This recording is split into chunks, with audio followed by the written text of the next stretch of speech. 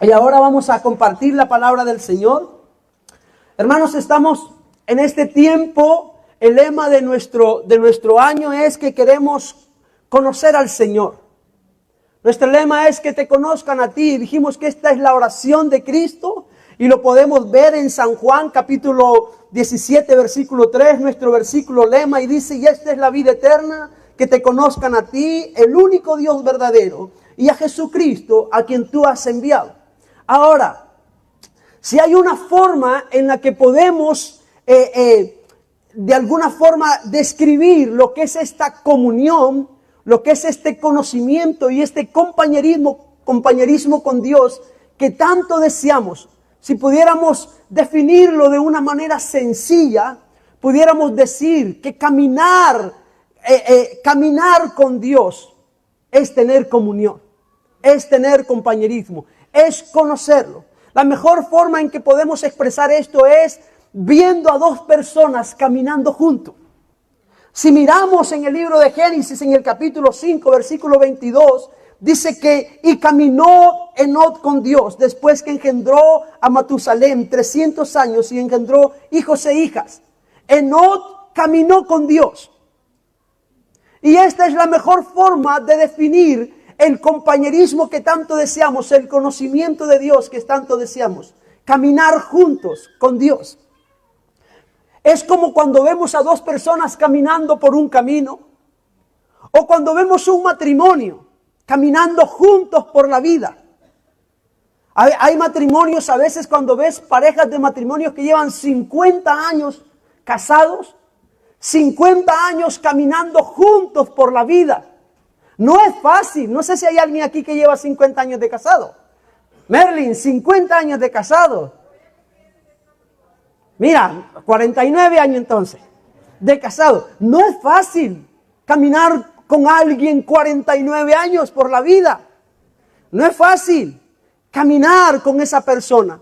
Entonces, si pudiéramos definir de alguna forma este conocimiento de Dios, es caminando juntos con Dios por el camino de la vida. Así que el cristiano es aquel que camina con Dios. Que camina con Dios. Ahora, es importante entender que cuando caminamos juntos, tenemos la responsabilidad de conocernos mutuamente. 49 años te daba mucho margen para conocer a una persona. Caminar juntos es imposible si no nos conocemos. Por eso aquí nos encontramos nosotros, en este momento, en este tiempo de esta enseñanza. Queremos tener compañerismo con Dios, queremos tener comunión con Dios, queremos ser amigos del Señor, queremos caminar juntos con Dios. Pero no podemos caminar juntos con Dios si no conocemos verdaderamente a Dios. Si no conocemos el carácter de Dios. Necesitamos conocer el carácter de Dios, conocer bien a Dios. Porque si no, estaríamos caminando, como decía Daniela el domingo pasado, con un Dios diferente al Dios de la Biblia. Así que necesitamos conocer bien a Dios. Y estamos en este pasaje de Primera de Juan que dice: este es el mensaje que hemos oído de Él y os anunciamos. Dios es luz y no hay ningunas tinieblas en Él. Dios es luz y en Él no hay oscuridad alguna. Dios es santidad total y absoluta, sin mancha, sin ninguna mezcla de maldad y pecado.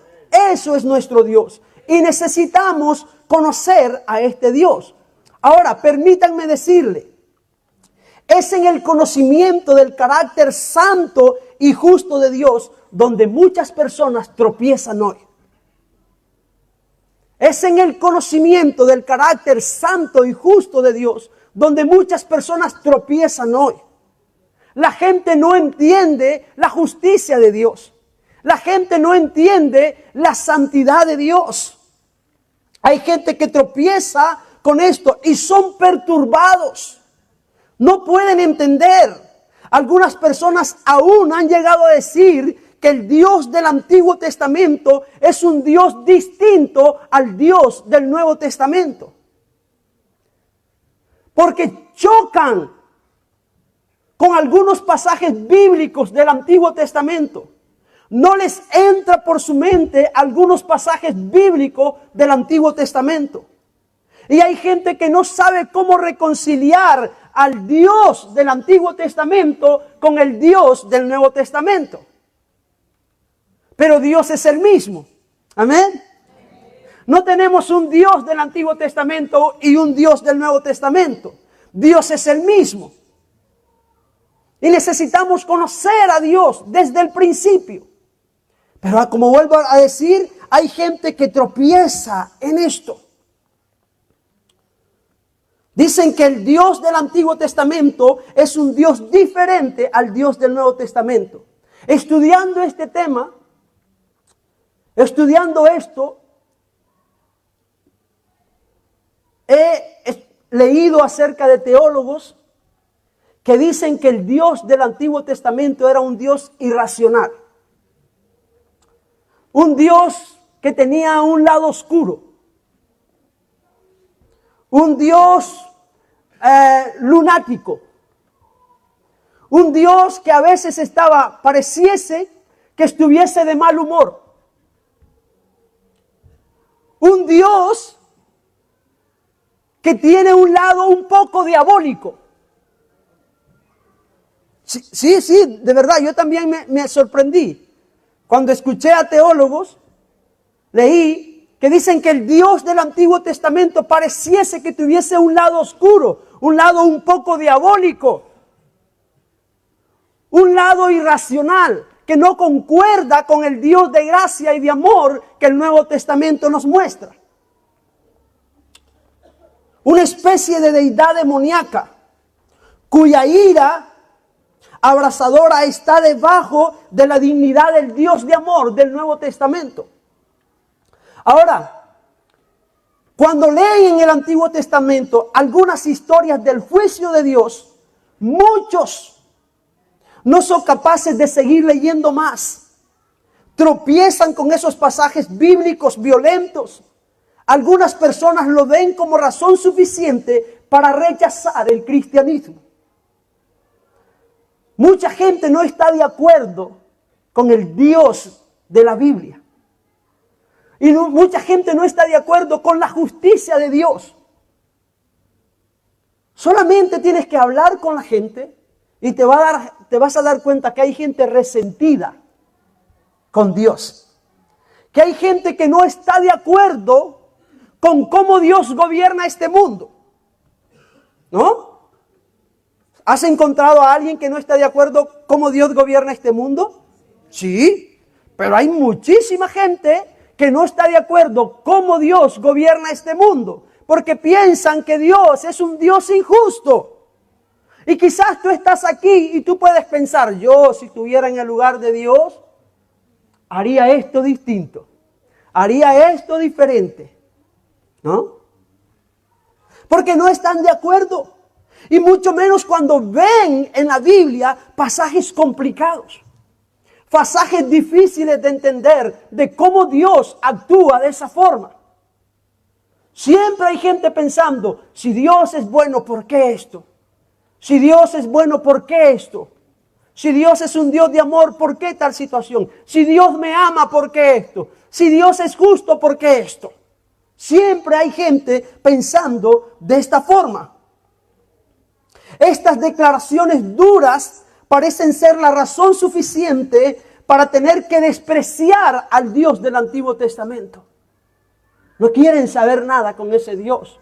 Es más, vivimos en una sociedad que a ese Dios le llama un Dios que tiene principios patriarcales, machistas, antiguos, cavernícolas.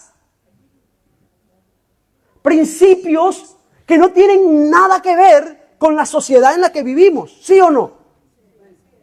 Es así, por eso la gente no quiere nada con el Señor. Por eso la gente se burla más bien de Dios. Y si tú dices que eres cristiano, se burlan de ti. ¿Por qué? Porque la gente no está de acuerdo con este Dios. tropiezan cuando leen los versículos bíblicos. Ahora, también encontré teólogos que intentan de alguna forma amortiguar el golpe de estos pasajes bíblicos diciendo que eran historias, que eran solamente historias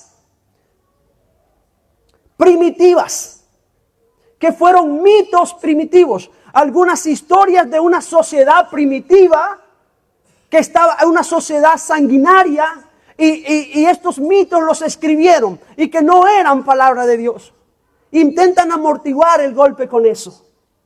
Así que yo quiero que podamos ver algunos de estos pasajes bíblicos para que podamos entender el juicio o la justicia de Dios. Así que yo quiero hablar acerca de la justicia de Dios. Porque si queremos conocer a Dios, tenemos que hablar del carácter de Dios. No podemos conocer a una persona si no hablamos de su carácter. Estamos hablando de la santidad de Dios. Porque Dios es santo. Pero también Dios es justo. Dios es justo. Y tenemos que conocer la justicia de Dios si queremos caminar juntos con Él de la mano. No podemos caminar de la mano con una persona que no conocemos. Tú no estarías caminando con tu esposa o con tu esposo si tú no le conoces. Con un desconocido no caminamos juntos de la mano tantos años. No subimos montes, no vamos a lugares, cuando hablamos de montes, momentos buenos, y cuando hablamos de valles, momentos malos. No vamos por la vida con alguien desconocido viviendo momentos malos y buenos. Tiene que ser con alguien que conocemos. Así que si nosotros queremos caminar con Dios esta vida cristiana, necesitamos conocer a Dios. Estuvimos hablando de la santidad y hoy quiero que hablemos acerca de la justicia de Dios. Ahora, hay gente que no entiende esto. Por ejemplo, en el Antiguo Testamento hay más de 30 delitos o de 30 pecados por los cuales Dios ordenaba la pena de muerte. Cuando tú estudias el Antiguo Testamento, te vas a dar cuenta que en las leyes de Moisés hay más de 30 delitos por lo que Dios permitía la pena de muerte. El Dios justo del que vamos a hablar, por ciertos delitos permitía la pena de muerte. Así, yo los quiero enfrentar con estas cosas hoy, para que podamos conocer la justicia de Dios. Por ejemplo, ¿saben que cuando un niño avergonzaba a su padre en público, o cuando un niño golpeaba a su padre, un hijo golpeaba a su padre, o avergonzaba a su padre en público, o era un niño malcriado con su padre, un niño que ofendía a su padre o a su madre, esto merecía pena de muerte? Qué serios que están. ¿Cuántos de nosotros no estuviéramos aquí? ¿No? O de nuestros hijos. ¿No? Pero no solamente eso. La idolatría era castigada con la pena de muerte. La idolatría. Las prácticas homosexuales eran castigadas con la pena de muerte.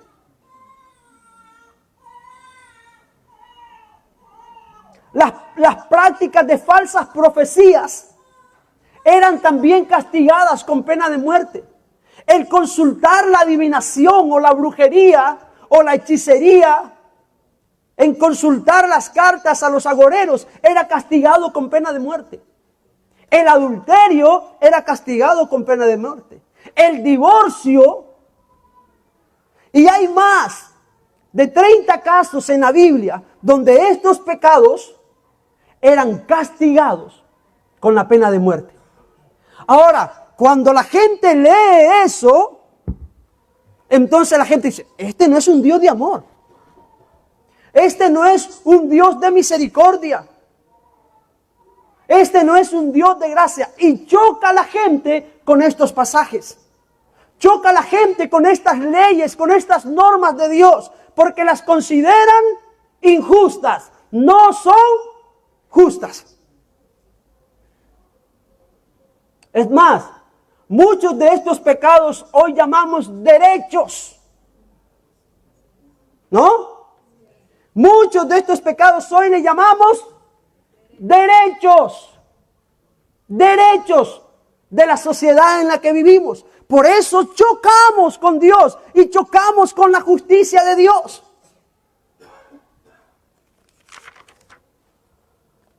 Hay más de 30 delitos por los cuales Dios ordenó pena de muerte en Israel. Y aquí muchos siguen siendo perturbados y tropiezan sobre estas declaraciones. Muchos teólogos dicen que esto es primitivo y sanguinario, lejos del Dios de amor del Nuevo Testamento. Ahora, estas cosas también pueden hacernos tropezar a nosotros si no las vemos con los ojos de la justicia y santidad de Dios.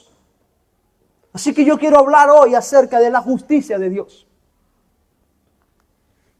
La justicia de Dios.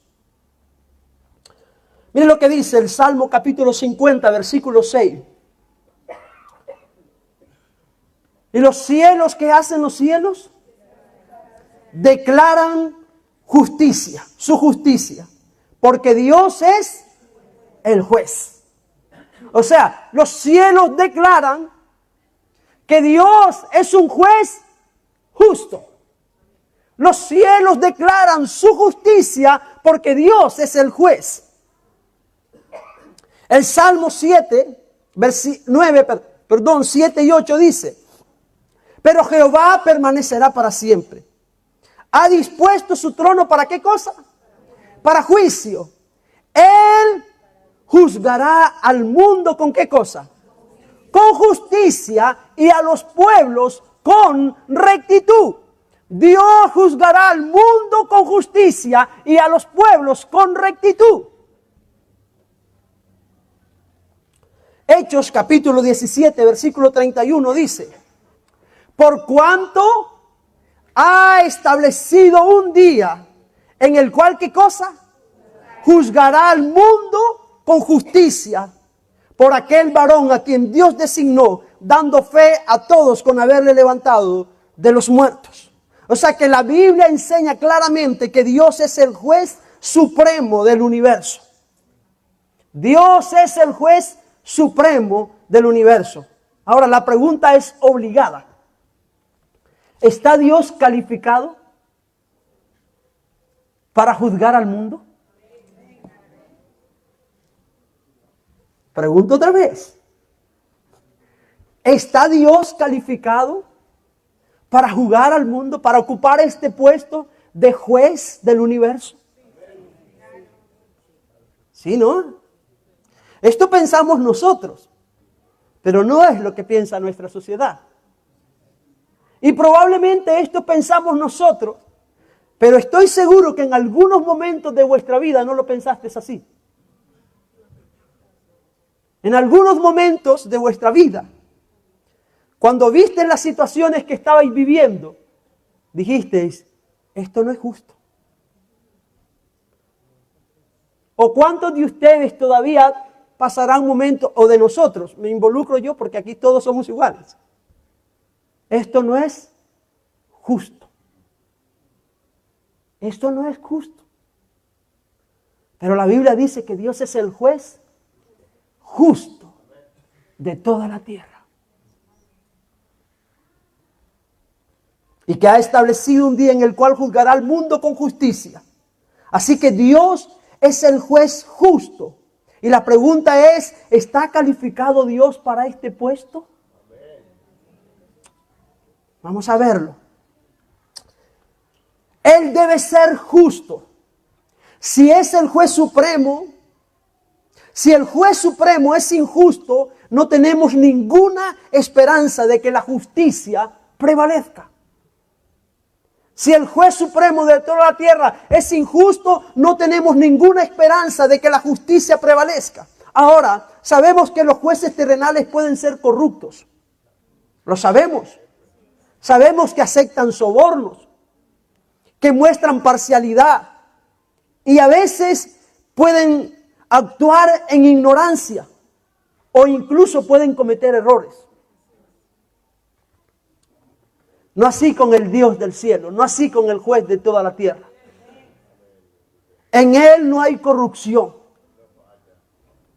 Nadie puede sobornarlo.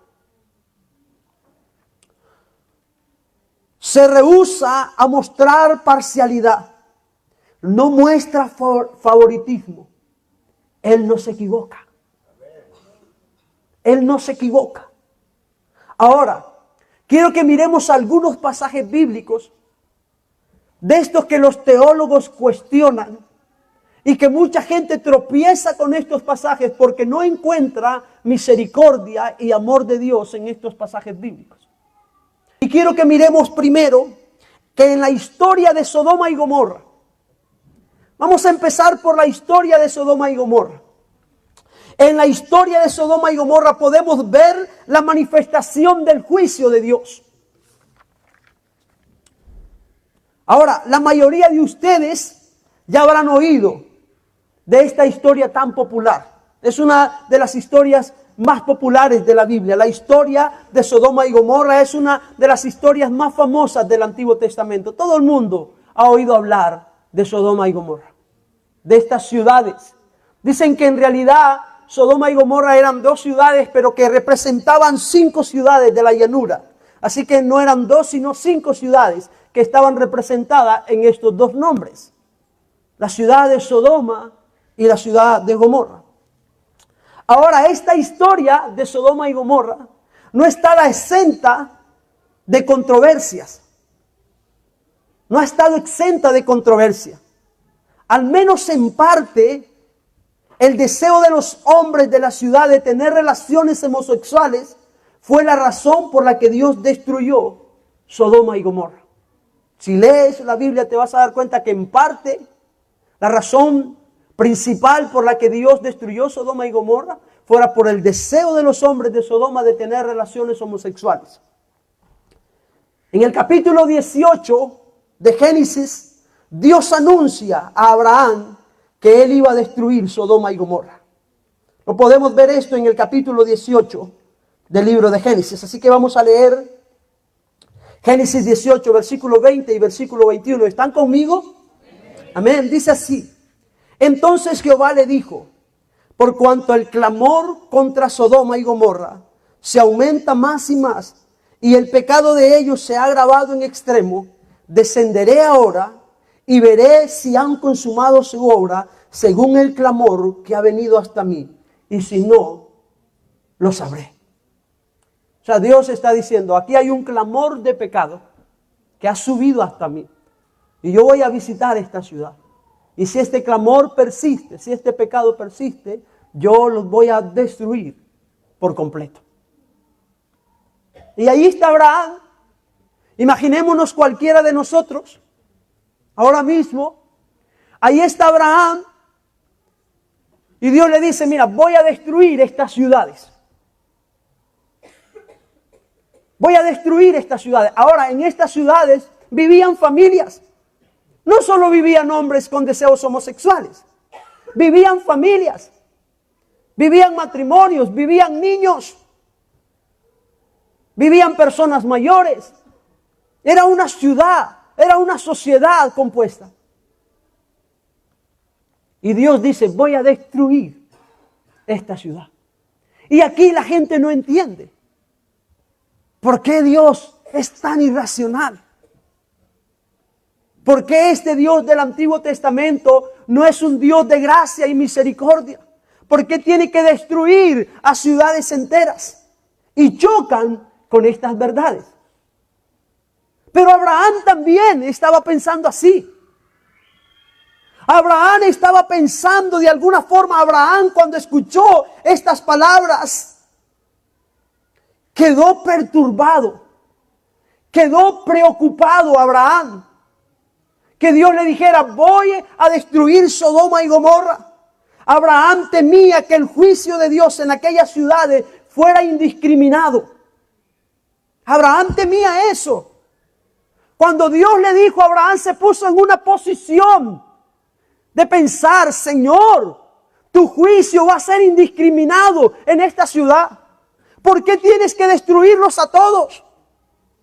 Y se preocupó Abraham de que el juez del universo, que el juez de toda la tierra actuara de una manera injusta, de una manera indiscriminada, castigando a los inocentes junto con los culpables.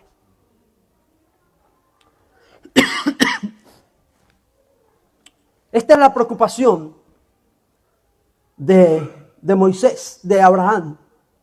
Abraham estaba pensando, ¿será que Dios va a actuar como el maestro de la clase que por un solo alumno que se porta mal castiga a todos? Así pensó Abraham, ¿será que Dios va a hacer esta injusticia? Uno se portó mal y lo va a castigar a todos. Y mire lo que hace Abraham, versículo 23 al 25. Con esta preocupación se acerca a Abraham y le dice Abraham a Dios. Y se acercó a Abraham y dijo, ¿destruirás también al justo con el impío? Esta es la preocupación de Abraham. O sea, vamos Señor, tú vas a destruir Sodoma y Gomorra, pero vas a destruir al justo con el impío. ¿Lo vas a hacer así? ¿Vas a actuar así? Y mire lo que sigue diciendo. Quizás, ¿qué cosa? Haya 50 justos dentro de la ciudad. Destruirás también y no perdonarás al lugar por amor a los 50 justos que estén dentro de él. No puedes actuar así. No puedes actuar de una manera tan indiscriminada. Si hay 50 personas justas en estas ciudades, tú tienes que perdonar a estas ciudades y no actuar injustamente. ¿Cómo van a perecer 50 personas justas en esta ciudad? Era la preocupación de Abraham. Y dice Abraham, versículo 25, lejos de ti el hacer tal, que hagas morir al justo con el impío, y que sea el justo tratado como el impío. Nunca tal hagas. Esta era la preocupación de Abraham. Y ha tomado un tono, esta conversación, de alguna forma, un tono dramático. Abraham no está ahí riéndose. Abraham está preocupado por cómo iba a actuar Dios. Creo que Abraham, de alguna forma, el amigo de Dios, no tenía un pleno conocimiento del carácter de Dios. Desconocía el carácter justo de Dios. Estaba equivocado Abraham en cuanto a la justicia de Dios. El juez de toda la tierra no ha de hacer lo que es justo. Ahí está Abraham, diciéndole, ten cuidado. En otras palabras es como esto: ten cuidado. Tú eres el juez de toda la tierra. Y al juez de toda la tierra se le pide que haga lo que es justo. Así que si hay 50, por amor a esos 50, no destruyas esa ciudad. No destruyas esa ciudad por amor a los 50. Abraham no tenía idea de cuán lejos estaba Dios de ese acto. No tenía idea Abraham, no conocía el carácter justo de Dios, no tenía idea de cuán lejos estaba Dios de ese acto. Nunca existió ni la más remota posibilidad de que Dios matara a personas inocentes. Nunca existió ni la más remota casualidad de que Dios matara personas inocentes junto con los culpables. Nunca. Para que Dios hiciera eso, tenía que dejar de ser santo. Tenía que dejar de ser Dios. Así que Dios le dice a Abraham, Abraham, si hubiesen 50 justos en la ciudad, por amor a esos 50, yo no la destruí. Porque soy justo, Abraham. Todavía no me conoces. Entonces Abraham sigue preocupado. Dice, vale, pero si hubiesen 45, por 45 tú no la destruirías. No pueden parecer sin 45 personas juntos con los malos. Y Dios dice, Abraham, si hubiesen 45, no la destruiría. Entonces Abraham sigue y dice, Abraham, perdóname Señor, ya he empezado a hablar. Esta conversación ya empezó. Ya me atreví a cuestionar tu justicia. Si hubiesen 40. Y Dios dice, si hubiesen 40, por amor a los 40, no la destruiría. Porque soy el juez de toda la tierra y actúo con justicia. Y Abraham sigue hablando, si hubiesen 30, si hubiesen 20. Y Abraham se entristece. Y poco a poco va descubriendo que estaba ante un Dios justo. Y Abraham dice, si hubiesen 10, Señor. Y Dios dice, si hubiesen 10, por amor a los 10, no destruiría la ciudad. Porque soy un Dios justo. Ahora, si continuamos leyendo esta historia, este pasaje implica que Dios estaba dispuesto, si hubiese solo una persona justa en Sodoma y Gomorra, por amor a esa persona, Dios no destruiría Sodoma y Gomorra. Porque Dios jamás permitirá que el inocente muera con el culpable. Porque Él es justo. Porque Él es un Dios justo. Y ahora en estos mensajes vamos a conocer esa justicia de Dios. Nos vamos a encontrar ante la justicia de un Dios santo. Porque es a ese Dios que queremos servir.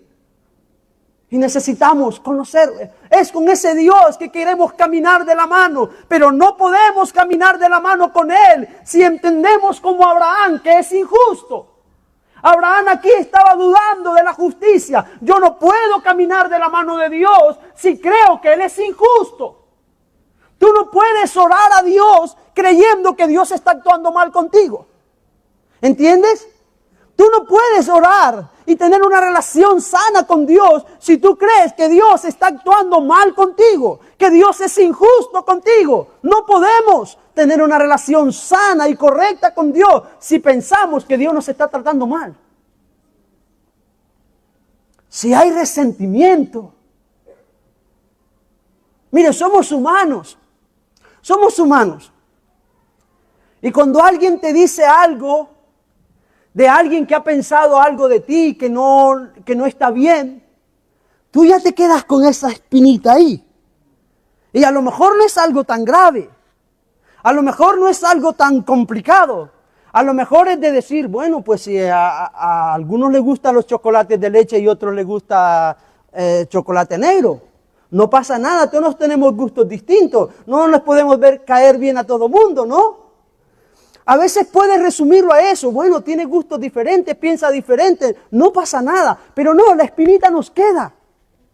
Porque somos seres humanos. Nos queda. La opinión nos queda y nos da vuelta. Y cuando vemos a la persona, nos acordamos de lo que dijo. E intentamos sonreír y hacerlo bien, pero nos cuesta porque somos humanos. ¿O solo me pasa a mí? No, estoy seguro que nos pasa a todos vosotros. No solo me pasa a mí, nos pasa a todos. Pues ¿cómo vamos a tener una relación justa con Dios si pensamos que Él nos trata mal? Si pensamos que Él no nos trata con justicia. Así que tenemos que conocer la justicia de Dios. Abraham estaba dudando de esa justicia. Pero el pasaje implica que Dios estaba dispuesto por solo una persona no destruir Sodoma y Gomorra. Por solo una persona perdonar Sodoma y Gomorra, porque nunca Dios iba a permitir que el impío o que el justo parezca igual que el impío. Así es que ahí está Dios. ¿Y qué pasó con Sodoma y Gomorra? Miren lo que el versículo 19, capítulo 19, versículo 27 y 28 dice. Al siguiente día, dice, y subió Abraham por la mañana al lugar donde había estado delante de Jehová. O sea, subió al lugar donde había hecho esta intercesión delante de Dios. Y desde aquel lugar dice, ¿qué hizo? Y miró hacia Sodoma y Gomorra, y hacia toda la tierra de aquella llanura miró. Y he aquí que dice, que el humo subía de la tierra como el humo de un horno. O sea, ¿qué había pasado? Sodoma y Gomorra había sido destruido. Ahora la pregunta es, ¿actuó Dios con injusticia?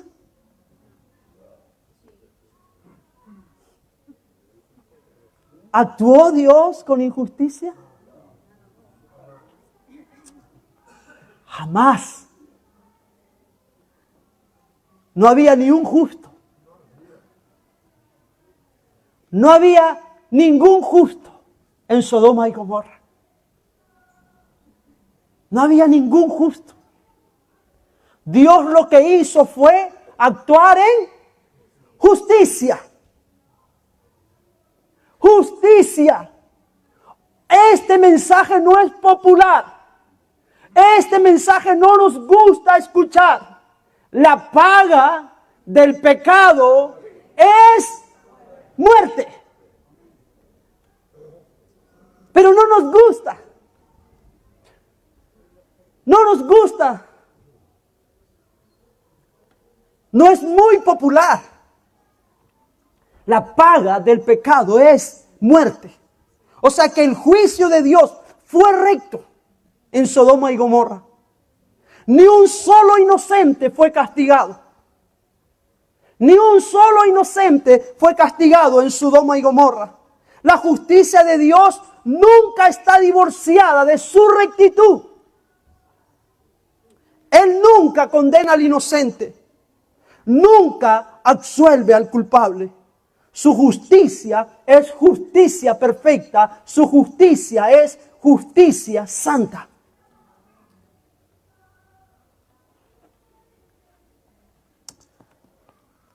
Pero hay otro caso que creo que podemos ver.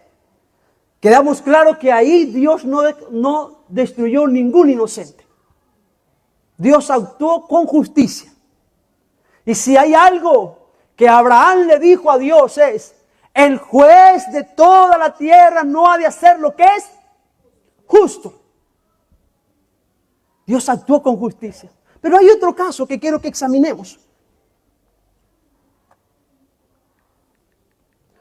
De estos pasajes que son complicados de entender, lo encontramos en Levítico capítulo 10, versículo 1 y 2.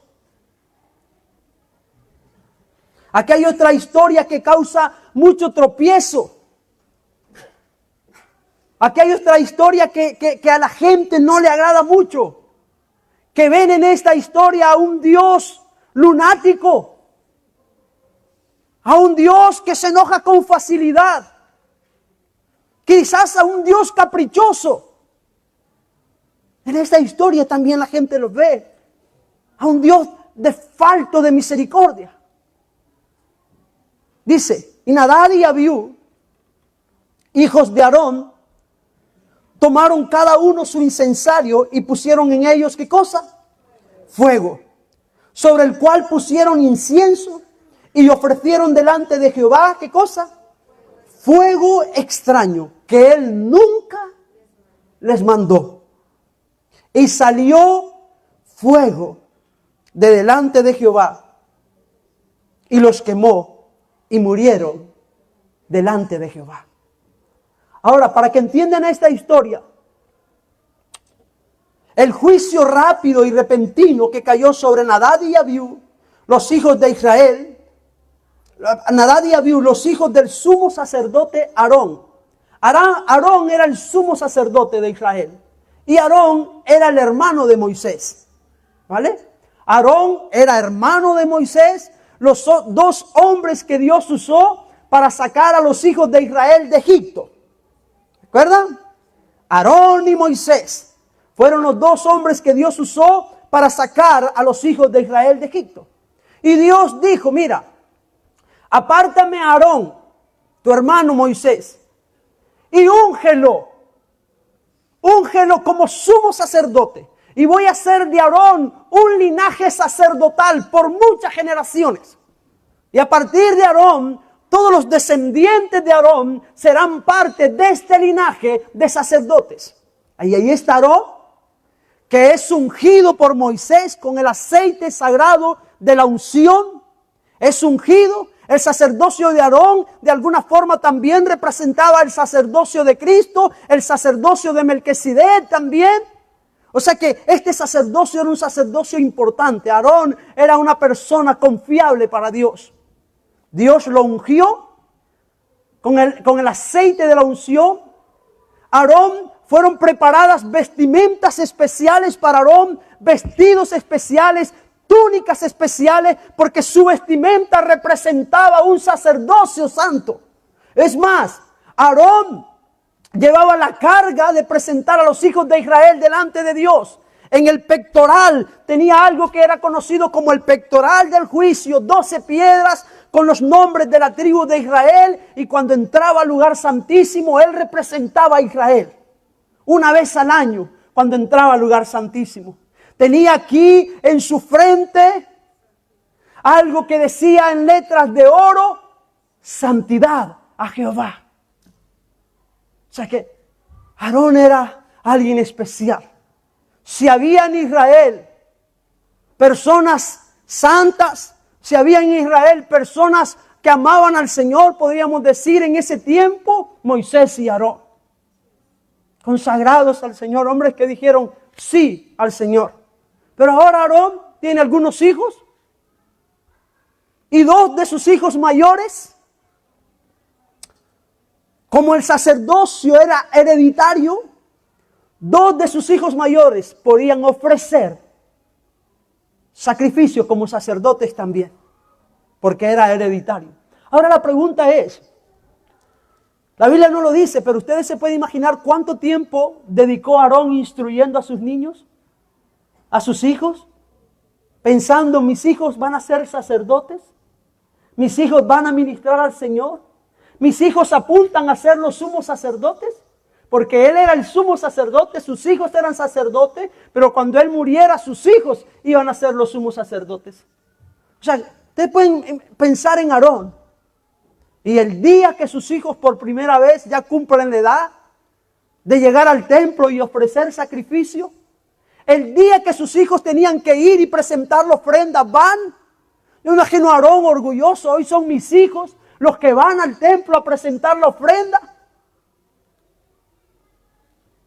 Y el día que van, se presentan a Dios, dos ministros nuevos, inmaduros quizás, con falta de experiencia, no lo sé. Entran ahí al templo y presentan un fuego extraño. Inmediatamente el Señor los consume y mueren inmediatamente en ese lugar. ¿Injusticia? Podríamos esperar que Dios fuera un poco flexible, ¿no? Con los hijos de Aarón. Pudiésemos esperar que Dios, esto no. ¿Por qué no eres flexible? Son los hijos de Aarón. Aarón te sirve. Aarón es tu amigo. Aarón ministra. ¿Por qué los hijos de Aarón? Sé un poco flexible, Dios, no seas tan inflexible. Pudiésemos pensar así. Que Dios pudiera haber sido un poco inflexible.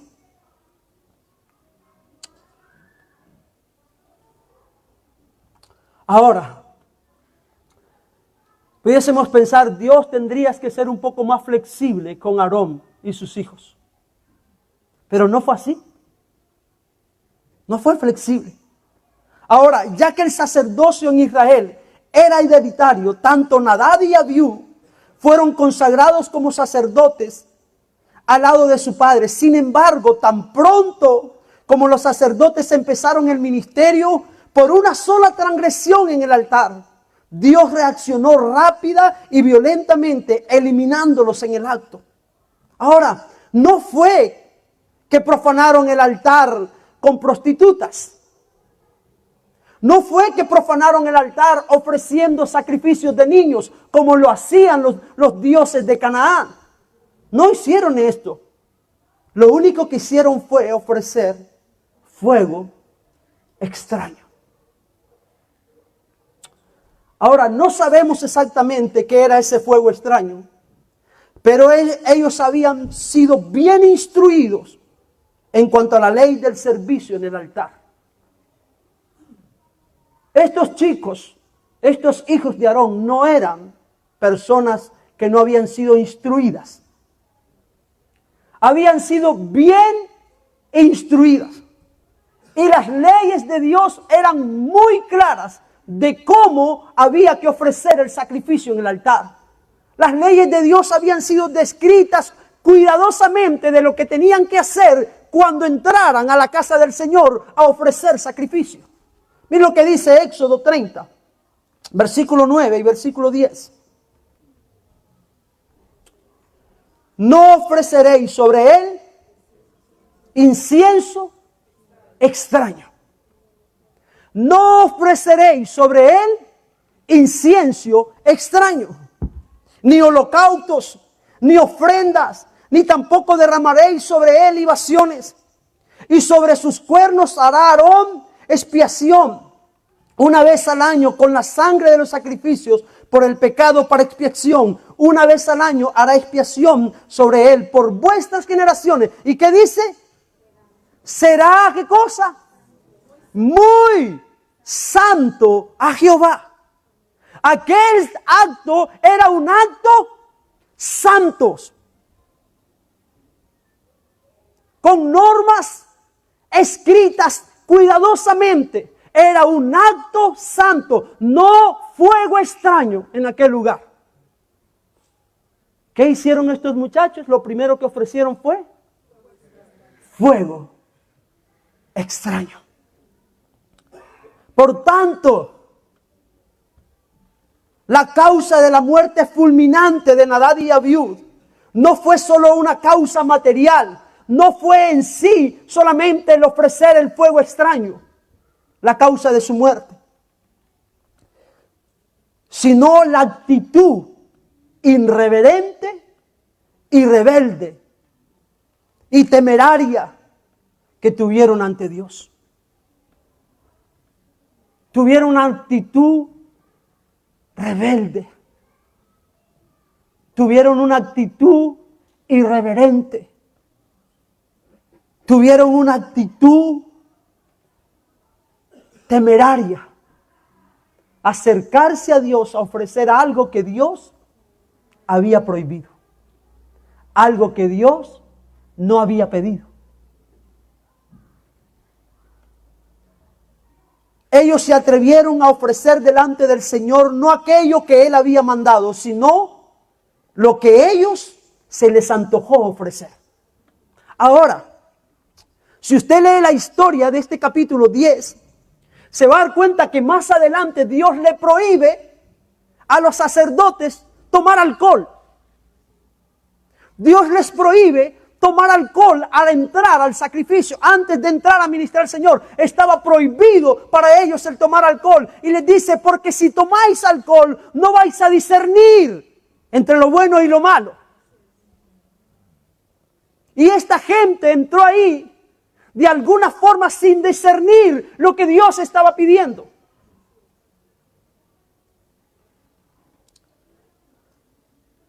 Claramente estaban desafiando a Dios. Fue un acto de rebelión, una profanación inexcusable del lugar santo. Era un pecado de arrogancia de alguna manera. O sea que Dios no mató ahí a dos hombres inocentes. ¿Vale? Dios no estaba matando ahí a dos personas inocentes.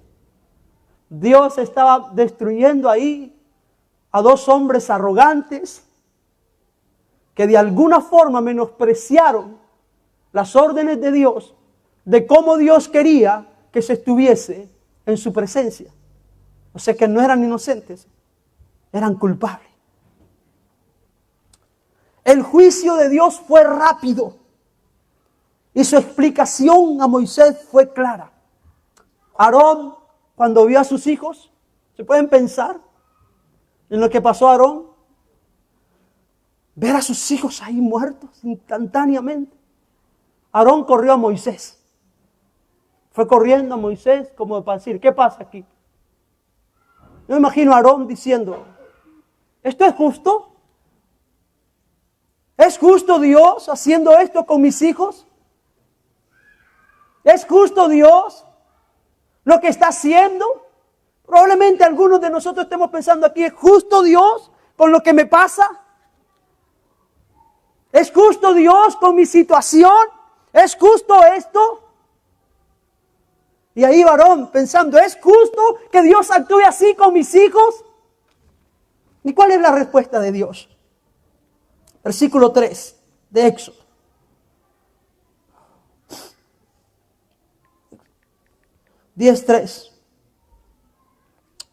Levítico 10:3 dice, entonces dijo Moisés a Aarón, esto es lo que habló ¿quién? Esto es lo que habló Jehová. O sea, tú vienes a reclamar, ¿no? A Dios. Pues Dios ya tiene una respuesta. Esto es lo que habló Jehová diciendo, en los que a mí, ¿qué cosa? Se acerca, me santificaré. En los que a mí se acercan, me santificaré. Ahora esto es muy importante, hermanos, porque estamos hablando de tener compañerismo con Dios, ¿no? Estamos hablando de comunión. Dijimos al principio que compañerismo y comunión es caminar juntos, de la mano. Caminamos juntos con Dios, esto es lo que deseamos. Esto es lo que anhelamos, caminar por esta vida junto con Dios. Y el Señor dice, en los que se acercan a mí, me santificaré. O sea, no podemos tener esta comunión de cualquier manera. No es a nuestra manera. En los que se acercan a mí, me santificaré. Y dice, y en presencia, ¿qué cosa? De todo el pueblo seré glorificada. ¿Y qué hizo Aarón? Puso la mano sobre su boca y se quedó callado. No había argumentos. Dios dijo, soy santo. Sus hijos tenían normas para servir delante de mí en santidad. No lo hicieron así. Y mi justicia actuó.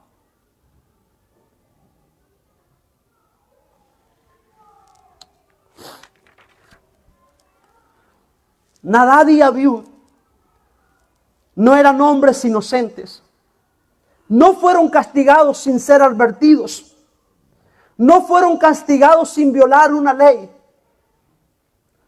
No hubo capricho en este acto divino, pero sí tuvo algo inusual.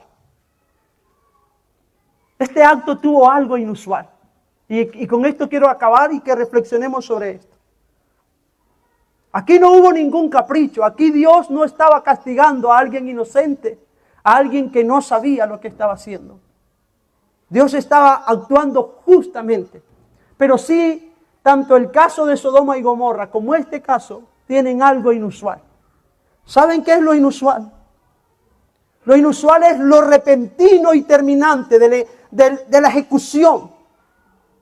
Esto nos toma por sorpresa y al mismo tiempo nos ofende. Nos ofende, nos toma por sorpresa que Dios actúe tan rápidamente. Nos toma por sorpresa que Dios obre así, rápido. ¿Por qué nos ofende que Dios obre rápido? ¿Por qué nos ofende que Dios actúe con justicia?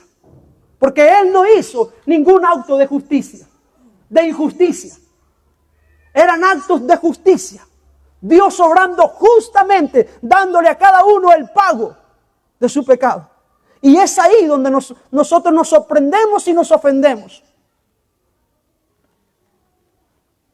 Recuerdo, tenía 22, 23 años. Iba a trabajar de mi ciudad a otra ciudad y vendía verduras. Entonces iba en un camión lleno de verduras. Tenía que ir de mi ciudad 2 horas a las montañas donde los vendían las verduras. Comprábamos ahí las verduras, cargábamos el camión, salíamos a las 5 de la mañana a cargar el camión de verduras, de zanahorias, de lechugas, de rábanos, de pepino, de cebolla. Todas esas verduras llevábamos un camión lleno. Regresábamos de esas montañas casi a las 8 o 9 de la noche. Llegábamos a mi ciudad, cogíamos el bolso de la ropa, nos subíamos al camión, íbamos a la ciudad donde las íbamos a vender. Y llegábamos a la ciudad donde las íbamos a vender quizás a las 2, 3 de la mañana. O sea que era todo el día viajando y trabajando. A las 2, 3 de la mañana descargábamos y a las 4, 5 ya empezaban a llegar los primeros clientes. Entonces no había tiempo para dormir. Era un trabajo duro. Y recuerdo, es un día trabajando ahí fuerte, duro, sin dormir. Todo ese día completo y al siguiente día completo sin dormir. En un mercado de otra ciudad. Un mercado donde habían muchos chavales muy malos. Había uno malo, que le decían el come gato. Espero que no vea el video.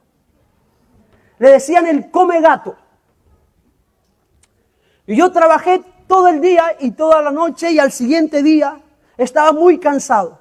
Y teníamos que regresarnos otra vez. 4 horas de viaje. Y el señor que trabajaba conmigo y el chico del que conducía el camión me dijo, mira, tenemos que dormir un rato porque ya hemos pasado muchas horas sin dormir y tenemos que ir despierto en el viaje.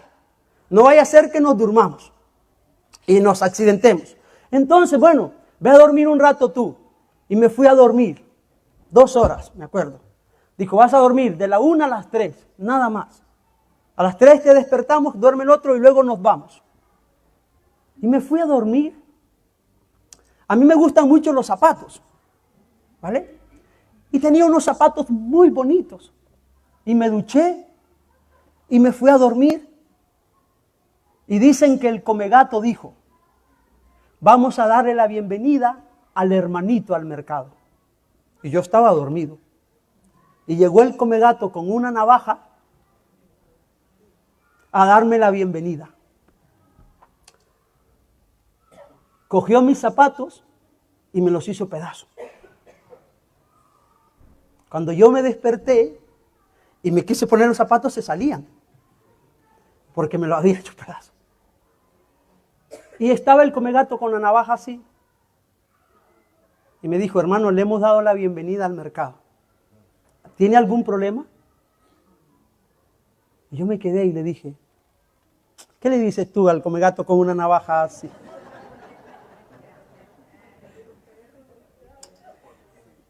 Y yo le dije, sí,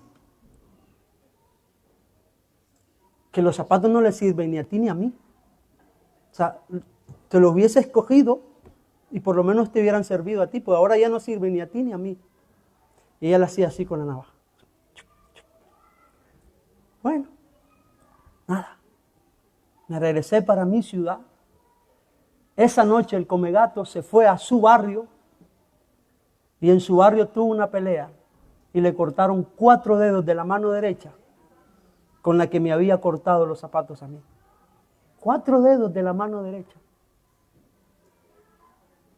Eso fue un viernes. Yo tenía que llegar el domingo otra vez al mercado. Cuando yo llegué otra vez al domingo al mercado, la gente me decía, ten cuidado, porque el comegato piensa que ha perdido los dedos por lo que le hizo a tus zapatos. Siguiente día, lunes, llega el Comegato, donde yo estoy trabajando. Me dice, hermano, así, hermano.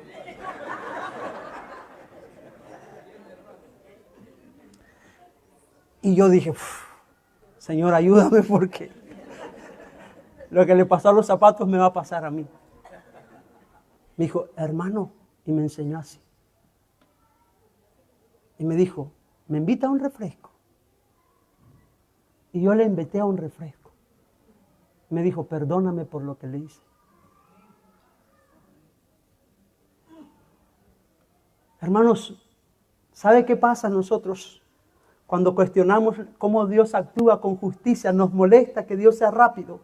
En el caso de los hijos de Aarón, Nadab y Abiú, nos molesta este juicio repentino de Dios. ¿Sabe por qué nos molesta? Porque estamos acostumbrados a la gracia. Estamos acostumbrados a la gracia. Nos molesta porque hay 4 palabras que no entendemos, que tenemos que entender si queremos caminar en este compañerismo con Dios. Santidad, justicia, pecado y gracia. Estas palabras necesitamos entenderlas. Santidad. La santidad de Dios exige que Dios actúe con justicia. Y la justicia de Dios exige que Dios condene el pecado. Entonces, cuando Dios actuó así, su justicia exigía que Él condenara el pecado. Romanos 6:23 dice, porque la paga del pecado es muerte. La paga del pecado es muerte. Ezequiel capítulo 18 versículo 4 dice, he aquí que todas las almas son mías, como el alma del Padre, así el alma del Hijo es mía. El alma, ¿qué cosa? Que pecare, esa morirá. El problema que tenemos es que estamos muy acostumbrados a la gracia de Dios. Y nos sorprendemos cuando la justicia de Dios castiga el pecado. Porque nos hemos acostumbrado tanto a la gracia. ¿Y cuántos de nosotros acostumbrados tantos a la gracia de Dios pecamos y no pasa nada? Porque vivimos en tiempos de gracia. Vivimos en tiempos de gracia, podemos pecar, podemos acercarnos a Dios de cualquier manera y Dios no va a actuar, porque es gracia, vivimos en tiempo de gracia. Oh, hermanos, tengamos cuidado, porque hay momentos en los que Dios actúa prontamente, con justicia. Porque su justicia aborrece el pecado y lo condena. Entonces, el ejemplo de Nadab y Abiú, el ejemplo de Sodoma y Gomorra, no es un ejemplo de injusticia. No, todo lo contrario, es un ejemplo de justicia de Dios. Dios ahí estaba ejerciendo su justicia. Tenemos que entender que no era un acto de misericordia, era un acto de justicia. Tenemos que entender entonces, hermanos, que Dios actúa con misericordia. ¿Sabe lo que dice Pedro? Dios es paciente para con nosotros, no queriendo que ninguno se pierda, sino que todos procedan al arrepentimiento. Si Dios no ha actuado en justicia con nosotros, es simplemente porque Dios espera pacientemente que nos arrepintamos. Así que no pienses, que no se te pase por la cabeza que puedes acercarte a Dios de cualquier manera. Si anhelamos comunión con Dios, esta comunión no tiene que ser de cualquier manera. Y termino leyendo este pasaje bíblico. Estamos tan acostumbrados a la gracia que la damos por sentada. Estamos acostumbrados tanto a la gracia de Dios que la damos por supuesta, la damos por sentada. Estamos tan acostumbrados a la gracia de Dios que ya no nos asombra la gracia. Así que dice Hebreos, voy a pedirle que se pongan de pie y terminamos. Hebreos 12, 28 y 29. Dice, así que recibiendo nosotros un reino inconmovible, tengamos gratitud y mediante ella, sirvamos a Dios, ¿qué cosa? Agradándole con temor y reverencia. Porque nuestro Dios es ¿qué cosa? Porque nuestro Dios es fuego consumidor. Señor, yo quiero darte gracias por tu palabra.